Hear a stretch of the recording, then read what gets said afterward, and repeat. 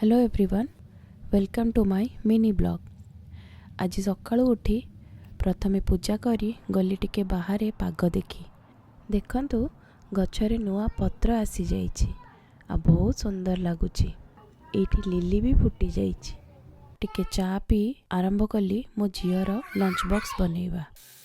आज ता पे लंच रे अछि पास्ता, एप्पल आउ किछि काकुड़ी। देखिला बेलू अच्युत उठी पड़ी किंतु से ता मुह कहा को भी देखौनी।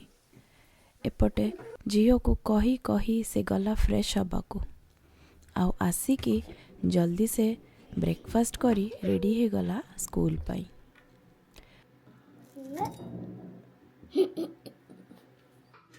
Bye bye everybody. See you in the evening. Bye bye. Have fun at school. I will. मु ताको नहीं बस स्टॉप रे छाड़ी आसिली।